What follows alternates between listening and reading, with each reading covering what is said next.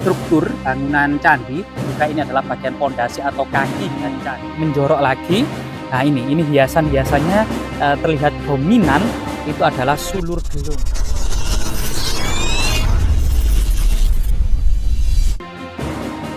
Rahayu, rahayu, rahayu.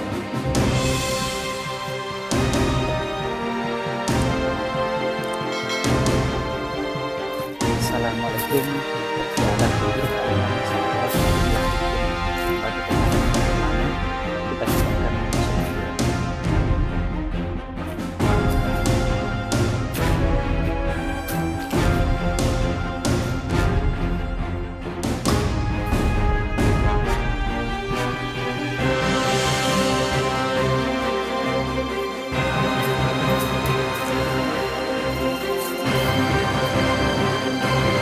Iya, pemirsa, kali ini kita berada di sebuah reruntuhan ya, diduga candi yang sangat megah sekali, penuh dengan ornamen-ornamen, antefik-antefik dan relief-relief yang menyiratkan sebuah keindahan surgawi ya.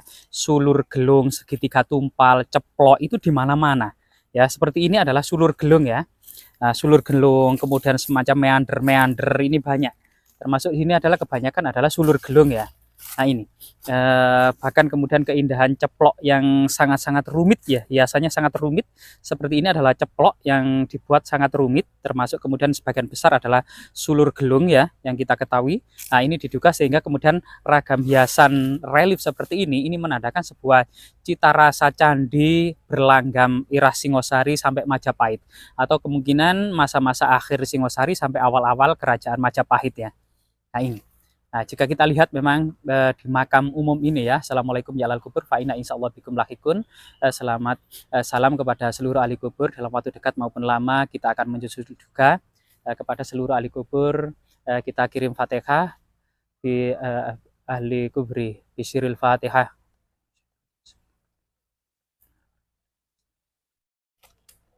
Nah, saat ini memang sudah ada semacam perlindungan ya.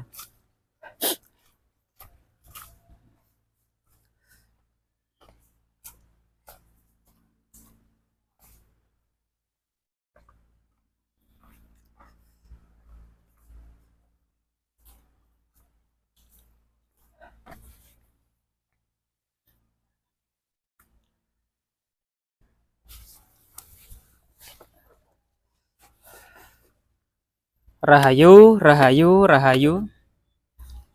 Ong wilahing sekaring jagat bawana langgeng, sekaring kacang, sekaring mayang, ong.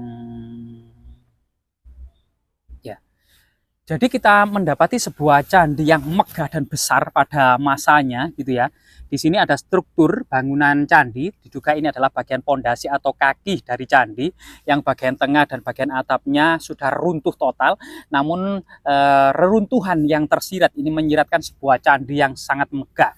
Secara arsitektur gitu ya, di atas kemudian balok-balok batu candi ini ternyata di sini ada semacam susunan batu bata. Jadi batu bata kuno ini kemudian menjadi landasan ya dari sebuah struktur bangunan candi itu sendiri. Diduga kemudian di bawah dari batu bata kuno ini ada semacam pasir, sehingga kemudian pasir, batu bata kuno, kemudian balok-balok batu candi bagian yang terberat ini kemudian sebuah konstruksi untuk kemudian menghindari atau sebuah bangunan dengan mempertimbangkan kondisi-kondisi yang dimungkinkan adalah bencana seperti gempa.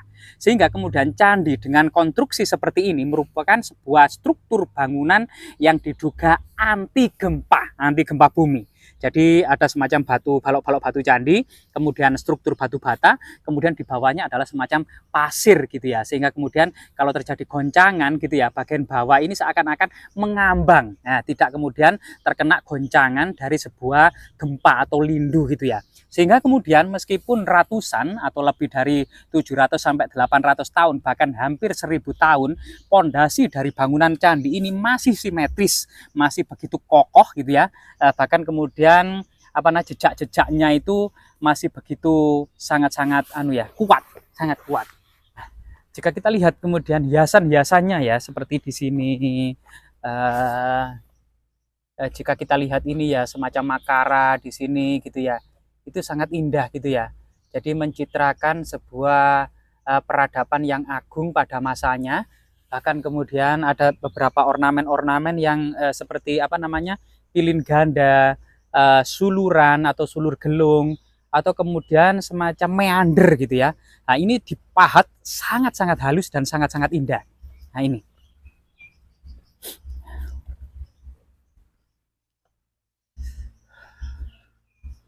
Nah, dari sini kita akan bisa melihat bahwasanya ternyata candi ini adalah bagian pintu ya, diduga ini adalah semacam tangga masuk dari bangunan candi yang menjorok. Ya ini adalah bagian yang menjorok itu.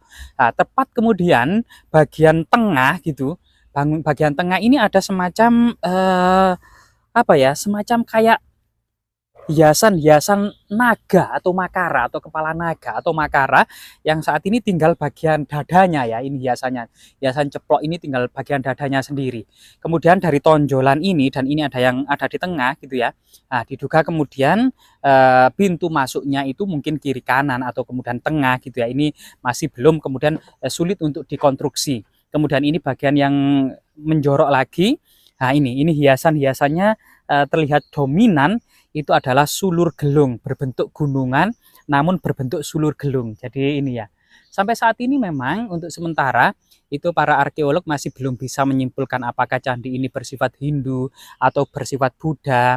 Jadi jejak reruntuhan di sekitar candi ini adalah semacam reruntuhan-reruntuhan dari bangunan utama ya, bangunan tengah maupun bangunan puncak ya. Sebagaimana kemudian candi-candi itu memiliki sistem arsitektur triloka. Jadi kalau kemudian itu candi Buddha, maka triloka yang dimaksud adalah bagian bawah itu adalah kama datu, kemudian bagian tengah rupa datu, dan bagian puncak itu adalah arupa datu. Itu kalau candi Buddha. Kalau candi Hindu gitu ya, juga memiliki konsep triloka atau tiga bangunan, bagian dari bangunan suci triloka. Bagian kaki disebut burloka, bagian tengah disebut buarloka, dan bagian puncak disebut suarloka. Nah ini.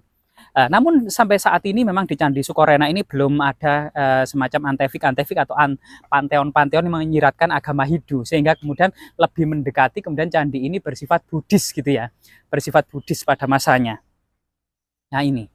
Nah, sampai saat ini sebagai kemudian tinggalan monumental juga menjadi situs religi oleh sebagian masyarakat, masih dipergunakan sebagai situs religi gitu ya.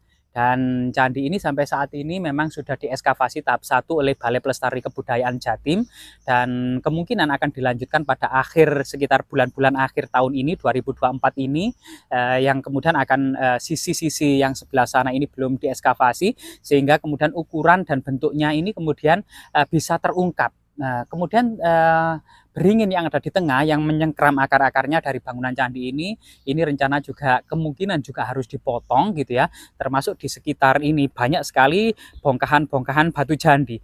Syukur-syukur ya kemungkinan ada prasasti atau angka tahun dari balok-balok batu candi yang ditemukan, sehingga bisa memperkuat kapan dan siapa atau kapan, zaman apa, era apa bangunan candi ini dibangun gitu ya. Bahkan kemudian ketika warga menggali kubur di sebelah sana itu ada semacam struktur tembok batu bata kuno yang diduga mungkin pagar keliling dari sebuah bangunan candi ini gitu ya, atau kemudian tembok benteng dari bangunan candi itu sendiri. Nah ini juga perlu mendapatkan kajian dan perhatian dari para ahli.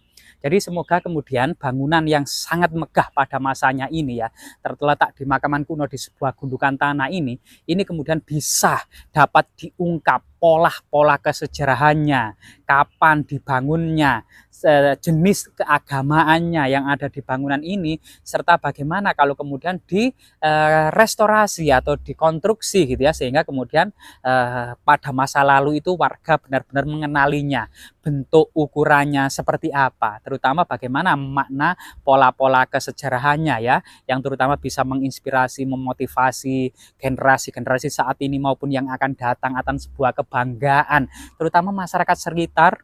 Penemuan candi yang sangat megah ini harus memberikan kemaslahatan bagi masyarakat terdekat ya, terutama kebanggaan ya akan sebuah leluhurnya yang ternyata leluhurnya ini memiliki semacam bangunan candi yang megah dan besar pada masanya. Semoga bermanfaat.